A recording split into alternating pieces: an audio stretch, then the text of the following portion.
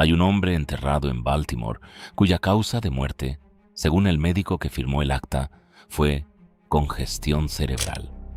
Es una forma elegante de decir, no lo sabemos.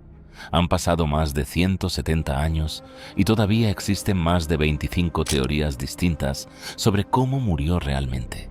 Nadie sabe qué hizo durante los últimos 5 días de su vida. Nadie sabe por qué apareció delirando, con ropa que no era suya, tirado frente a una taberna de Baltimore, en una ciudad donde ni siquiera debía estar. Y quizás lo más perturbador de todo, el hombre que inventó el relato de detectives, el género entero que se construyó sobre la promesa de que todo misterio tiene una solución lógica y verificable, murió dejando el misterio más irresoluble de la literatura estadounidense, el suyo propio. Ese hombre se llamaba Edgar Allan Poe. Y antes de contarte cómo murió, necesito contarte cómo vivió, porque los dos misterios están enredados el uno en el otro de una forma que muy pocos documentales explican completa. Hoy vas a conocer la verdad detrás de la infancia que convirtió a un niño huérfano en el escritor más oscuro de su siglo. Vas a entender por qué cada mujer que Poe amó profundamente murió exactamente de la misma enfermedad, y por qué eso no es una simple coincidencia trágica, sino la sombra que dictó cada relato que escribió.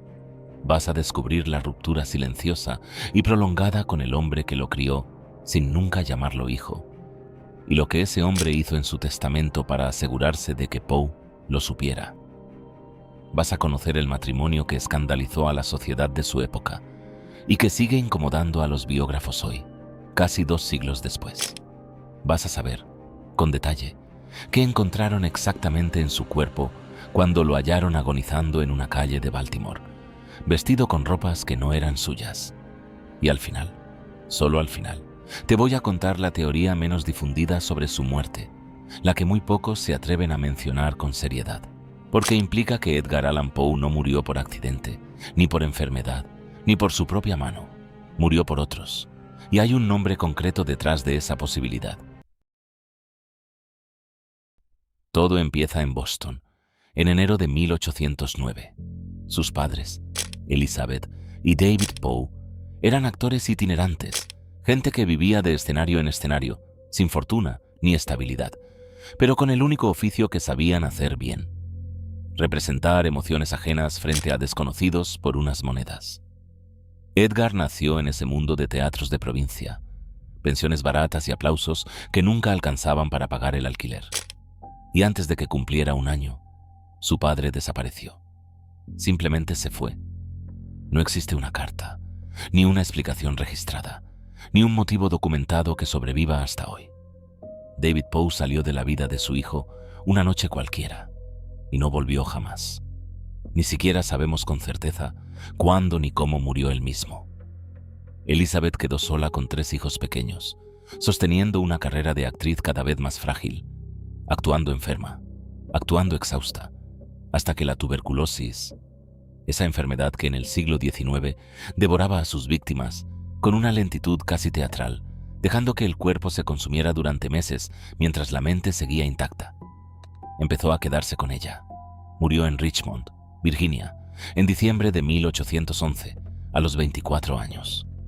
Edgar tenía 2 años, y aquí conviene detenerse, porque lo que un niño de 2 años presencia mientras su madre agoniza no desaparece solo porque no exista memoria consciente de ello. Se queda guardado en otro lugar, en un sitio que no tiene palabras todavía, pero que sí tiene efecto.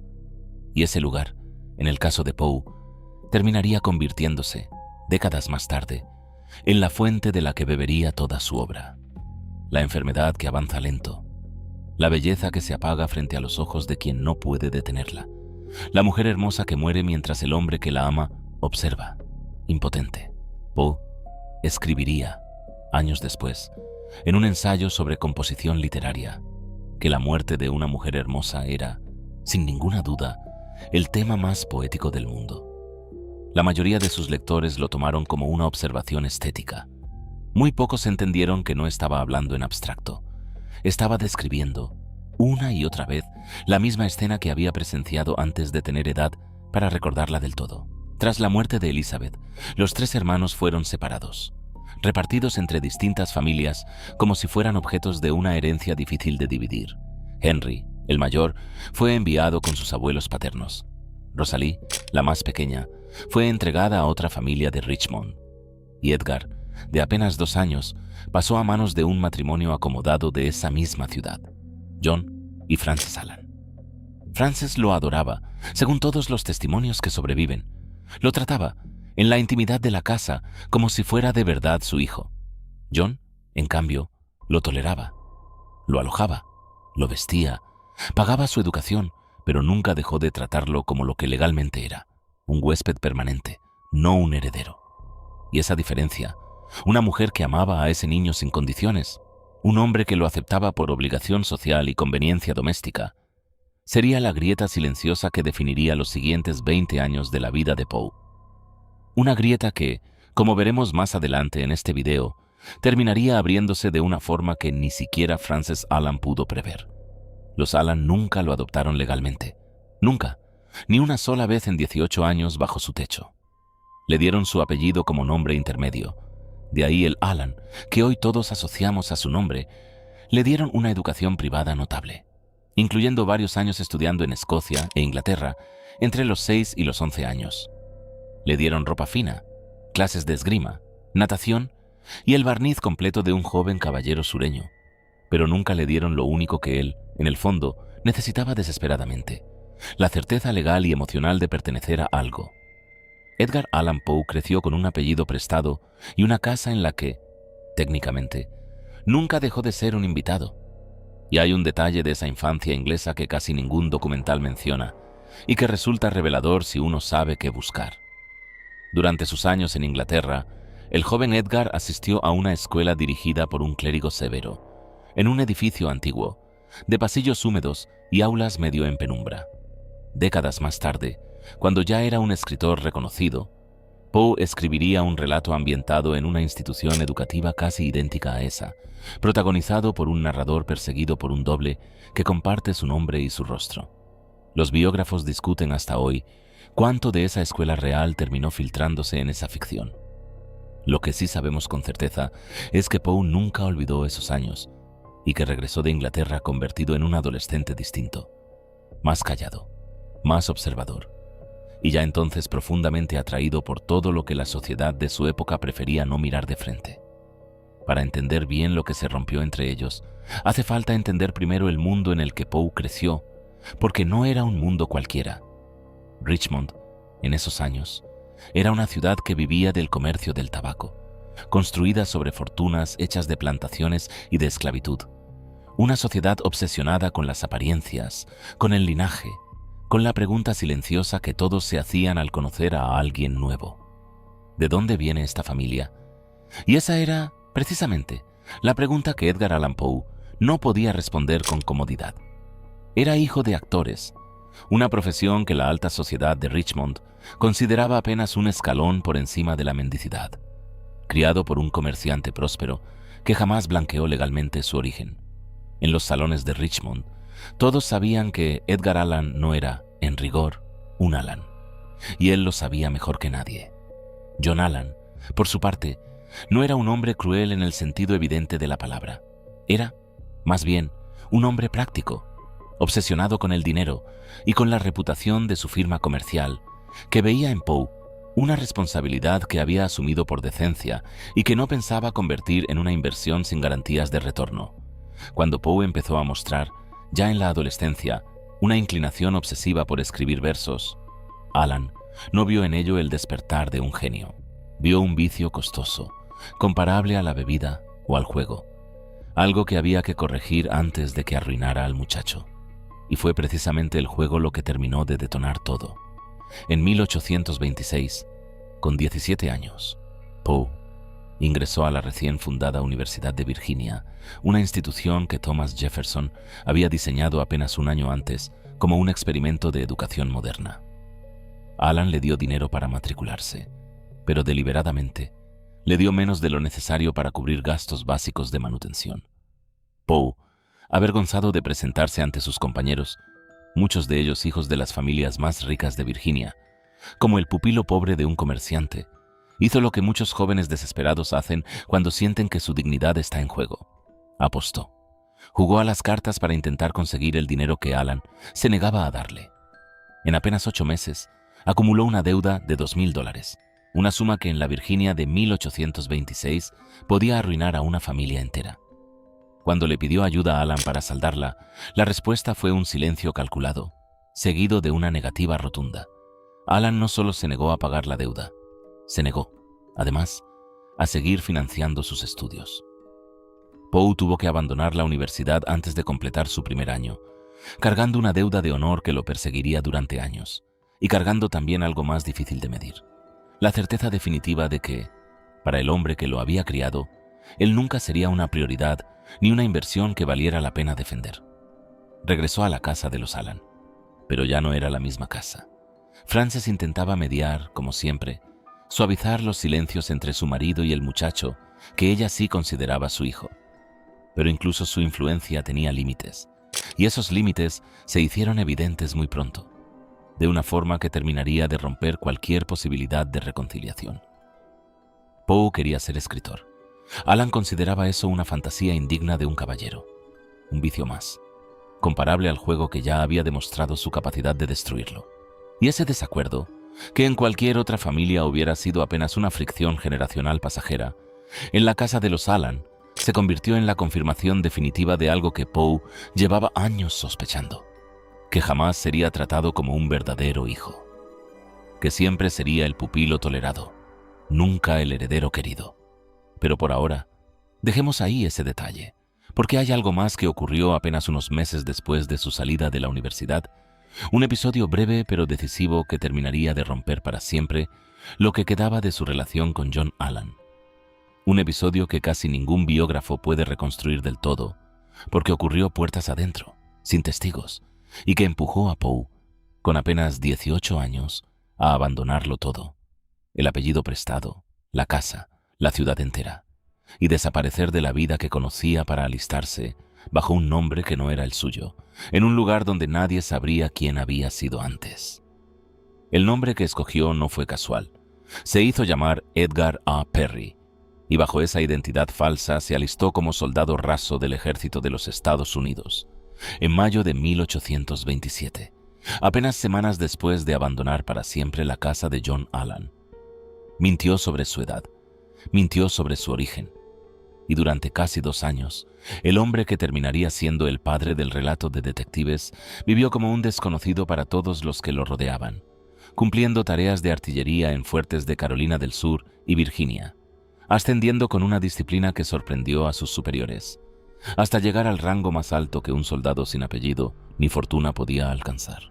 Nadie en ese cuartel sabía que Perry era, en realidad, el hijo adoptivo no reconocido de uno de los comerciantes más prósperos de Richmond. Y ese doble nombre, esa máscara temprana, sería la primera de muchas versiones de sí mismo que Poe construiría y abandonaría a lo largo de su vida, corta, como si nunca hubiera terminado de decidir quién era en realidad. Lo que lo hizo salir del anonimato fue una noticia que le llegó tarde, como casi todas las noticias importantes de su vida. Frances Alan, la única persona que lo había querido sin condiciones, se estaba muriendo. Tuberculosis, la misma enfermedad que se había llevado a su madre biológica 18 años antes, avanzando con la misma lentitud cruel, consumiendo el mismo tipo de mujer frágil y luminosa que Poe parecía destinado a amar y perder una y otra vez. Pidió permiso para viajar a Richmond. Se lo negaron. Cuando finalmente logró llegar, en febrero de 1829, Frances ya había muerto y estaba enterrada. John Alan, que lo recibió en la puerta de la casa que ya no era su casa, ni siquiera le permitió entrar a tiempo para el funeral. Se limitó a decirle, con la frialdad práctica que lo había caracterizado siempre, que ya no había nada que hacer. Y aquí conviene detenerse en algo que muy pocos documentales mencionan con el detalle que merece. Apenas 2 años después de enterrar a Frances, John Alan se casó de nuevo, con una mujer mucho más joven, y con ella tuvo varios hijos legítimos. Hijos que sí llevarían su apellido sin condiciones, sin ambigüedad, sin la letra pequeña que había definido toda la infancia de Edgar. La grieta que se había abierto en silencio durante 20 años se convirtió, en ese momento, en una sentencia explícita.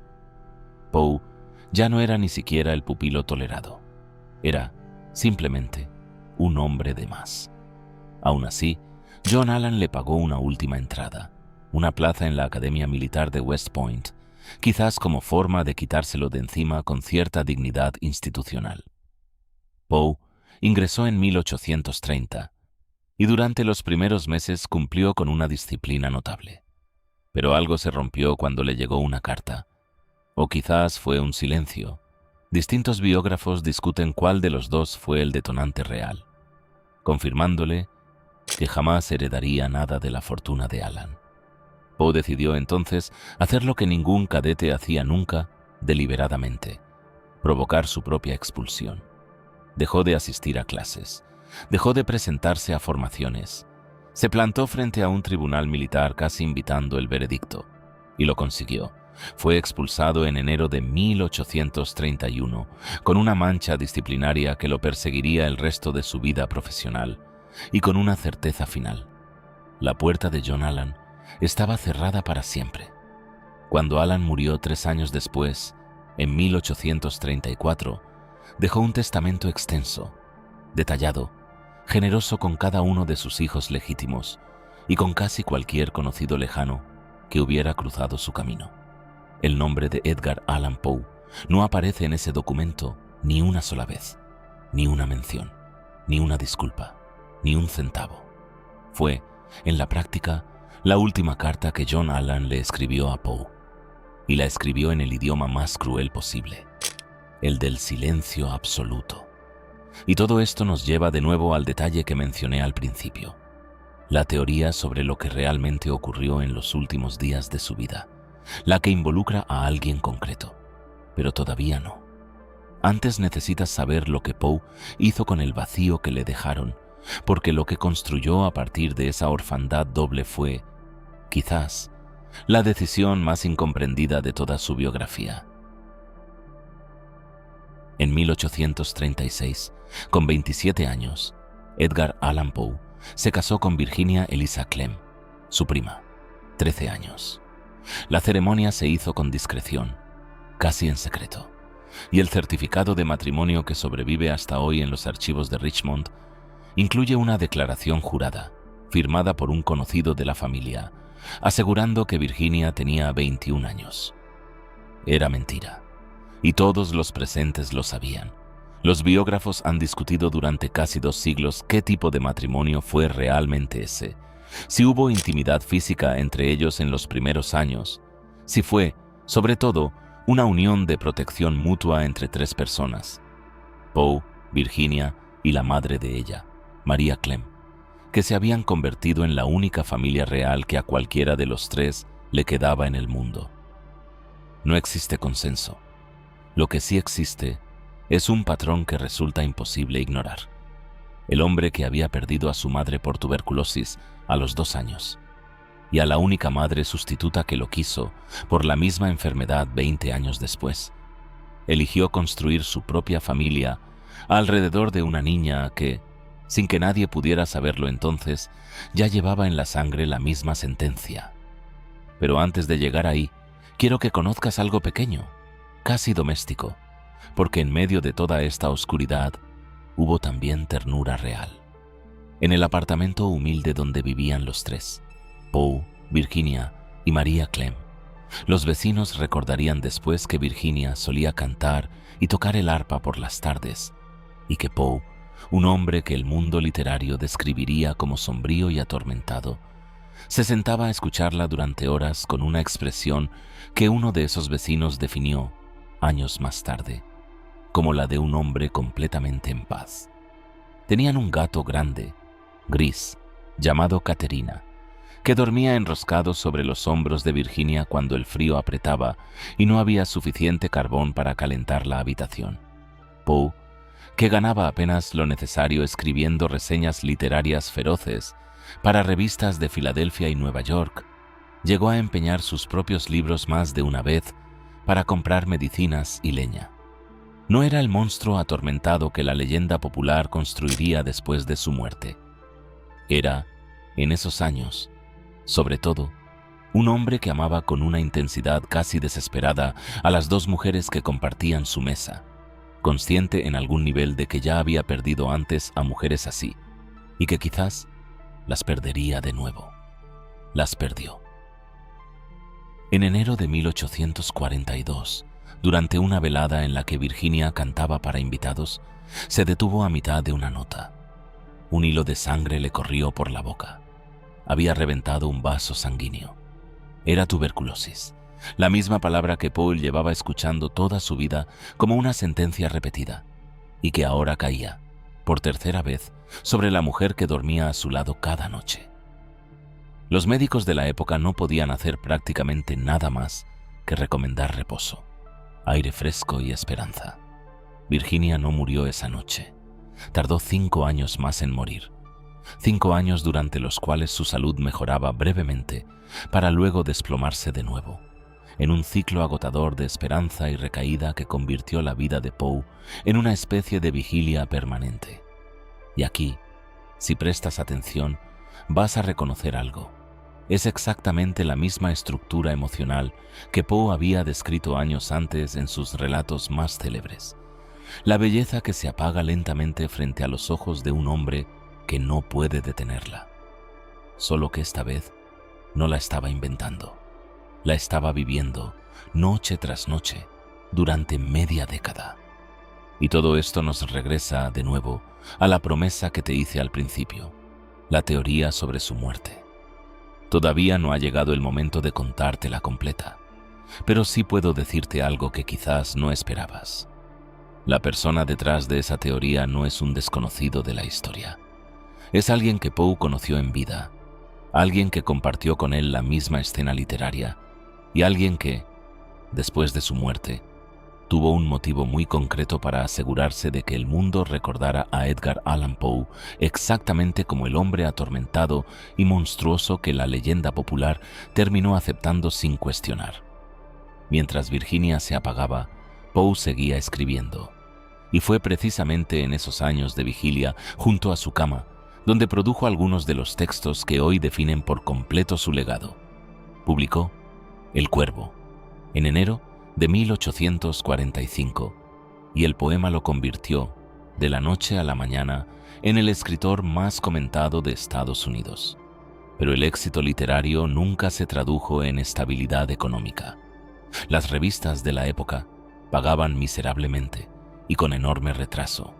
Y Poe, que además cargaba fama de ser el crítico más despiadado de su generación, capaz de destruir con una sola reseña la reputación de escritores mucho más establecidos que él, se había ganado, a lo largo de los años, una lista considerable de enemigos literarios dispuestos a devolverle el favor en el momento oportuno. Uno de esos enemigos, en particular, guardaría silencio durante años, esperando pacientemente el momento exacto en que Poe ya no pudiera defenderse. Virginia murió el 30 de enero de 1847, en la misma habitación helada, donde Caterina seguía durmiendo sobre sus hombros para darle calor.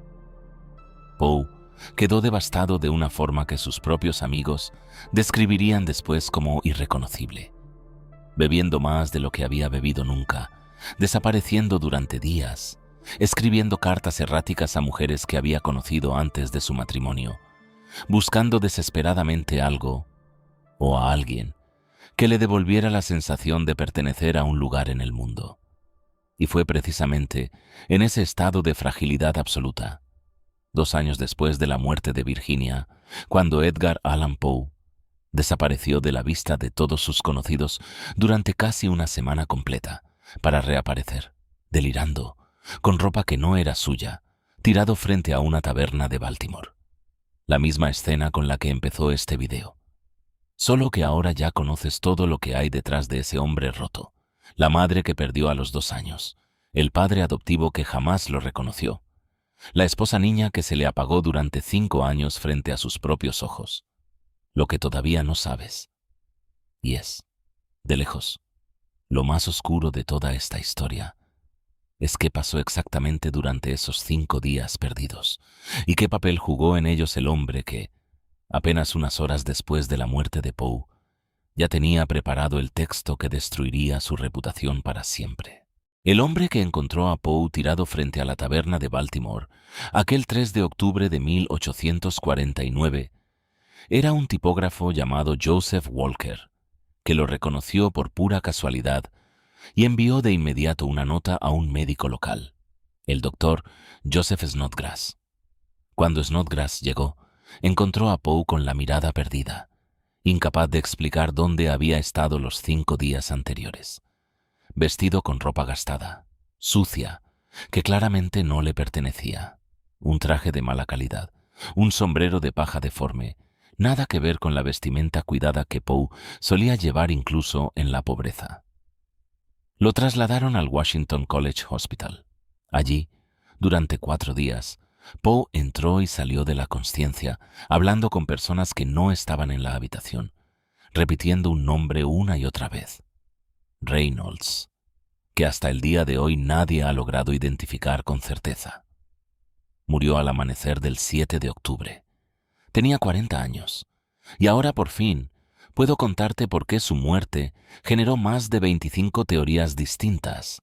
¿Y cuál es, entre todas ellas, la que casi nadie se atreve a defender en público? La explicación oficial más repetida durante más de un siglo fue el alcoholismo, simple y llanamente. Pero esa versión, si la examinas con cuidado, tiene un problema evidente.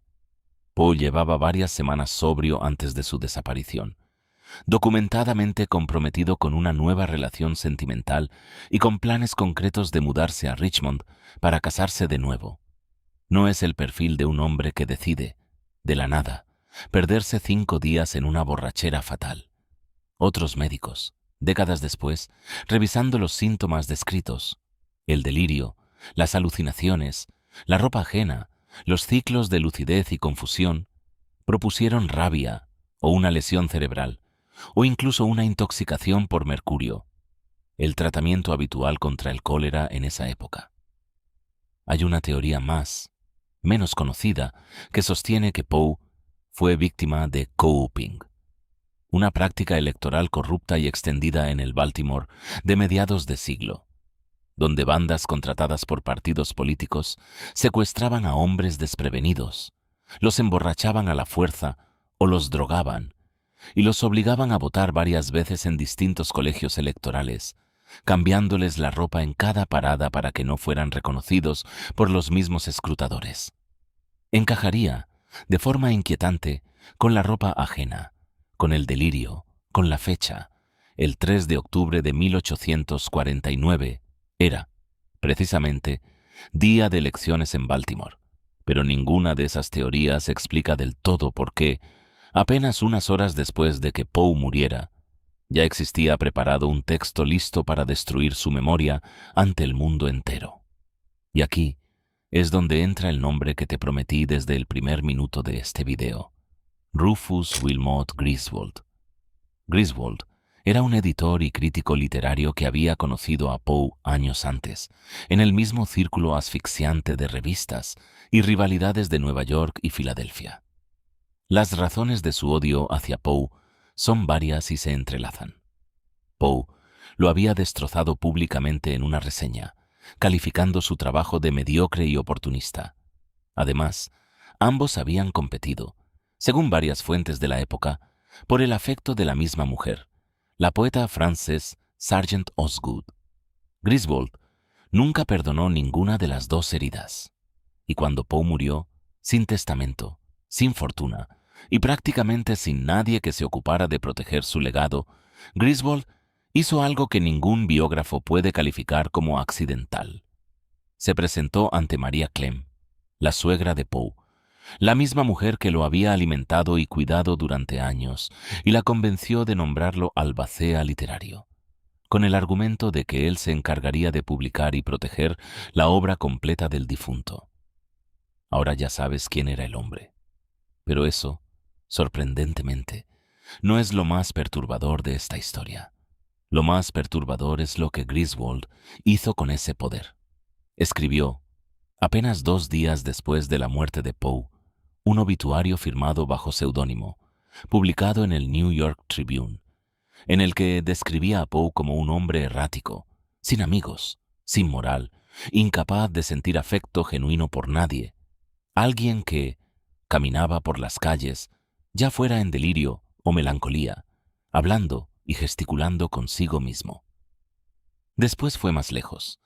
En la biografía que escribió como introducción a las obras completas de Poe, la misma edición que Maria Clem había autorizado confiando en su palabra, Griswold inventó cartas enteras, alteró correspondencia real para hacerla sonar más oscura, y fabricó episodios que jamás ocurrieron, incluyendo una supuesta expulsión de la Universidad de Virginia por conducta depravada y acusaciones de que Poe había intentado seducir a la madre de un amigo. Nada de eso era verdad, o al menos no en la forma en que Griswold lo presentó. Pero durante décadas, esa fue la única biografía extensa de Poe en circulación. Esa fue la fuente que historiadores, lectores y hasta otros escritores citaron como verdad histórica, simplemente porque nadie más había escrito una versión alternativa con la misma autoridad aparente. Griswold no mató a Poe. Eso, con la evidencia disponible, no lo sabemos con certeza y probablemente nunca lo sabremos. Pero sí construyó, deliberadamente, al monstruo atormentado que el mundo terminaría aceptando como la verdad sobre Edgar Allan Poe durante más de 70 años, hasta que biógrafos del siglo XX empezaron, pieza por pieza, a desmontar la mentira.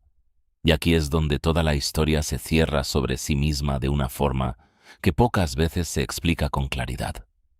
Aquel niño que a los 2 años vio a su madre apagarse de tuberculosis, que fue entregado a un hombre que nunca lo reconoció como hijo legítimo, que perdió a la única madre sustituta que lo amó sin condiciones por la misma enfermedad, que construyó una familia propia alrededor de una niña que terminaría muriendo exactamente igual, 20 años después. Ese hombre pasó su vida entera escribiendo sobre la fragilidad de la razón frente al abismo, sobre hombres perseguidos por dobles de sí mismos, sobre la certeza de que detrás de cada misterio hay una explicación lógica esperando ser descubierta. Y sin embargo, el misterio más importante de su propia existencia, cómo murió, qué le pasó en esos 5 días, quién fue realmente responsable de que lo recordáramos como un monstruo, nunca tuvo la resolución ordenada que él mismo enseñó a desear a generaciones enteras de lectores a través de sus relatos de detectives. Quiero que vuelvas, por un momento, a la escuela de Inglaterra que mencioné al principio de este video, aquel edificio de pasillos húmedos donde un Poe adolescente convivió durante años con un compañero que compartía, según él mismo escribiría después, su mismo nombre y casi su mismo rostro. Ese relato que Poe escribió años más tarde, sobre un hombre perseguido por su propio doble hasta la muerte, termina con la revelación de que el perseguidor y el perseguido eran, en realidad, la misma persona. Y quizás ahí está, sin que el propio Poe lo planeara conscientemente, la clave de toda su obra y de toda su vida. El hombre que Griswold inventó para el mundo, el borracho errático, el depravado, el monstruo sin amigos, y el hombre que en realidad existió, el que empeñaba libros para comprarle medicinas a su esposa, el que se sentaba horas a escuchar un arpa en un cuarto sin carbón, el que cargó toda su vida el peso de no haber sido nunca, para nadie, un hijo del todo reconocido. Terminaron fusionándose en la memoria histórica en uno solo, indistinguibles, como el doble de aquel relato. Poe pasó su vida entera escribiendo sobre el terror de no poder confiar en la propia identidad, sin saber que su identidad final, la que perduraría durante generaciones, se la escribiría otro hombre, con tinta cargada de rencor, apenas 48 horas después de su muerte. Lo que esta historia dice, en el fondo, va más allá de un escritor del siglo XIX. Dice algo incómodo sobre cómo se construye la memoria de cualquier persona, que no siempre la escribe quien la vivió, sino quien sobrevive con el poder y el motivo para contarla a su manera. Dice que el legado de un hombre puede depender, de forma casi arbitraria, de quien quede de pie sosteniendo la pluma cuando él ya no puede defenderse. Y dice, también, algo más triste todavía, que Edgar Allan Poe, el hombre que inventó la ficción detectivesca, que enseñó al mundo entero la satisfacción de un misterio resuelto con lógica impecable, murió sin que nadie resolviera jamás el suyo, y vivió, hasta el final, exactamente la clase de historia que él mismo hubiera querido escribir, sin cierre, sin certeza, con una pregunta abierta que todavía hoy, casi 2 siglos después, seguimos intentando responder. Hay un hombre enterrado en Baltimore, cuya causa de muerte, según el médico que firmó el acta, fue congestión cerebral. Ahora ya sabes lo que esa frase esconde, o al menos lo que probablemente esconde. Sabes de la infancia partida en 2, del padre adoptivo que jamás lo reconoció, de la esposa niña que se apagó frente a sus ojos durante 5 años, y del enemigo literario que se apresuró a enterrar su reputación antes incluso de que la tierra cubriera su cuerpo.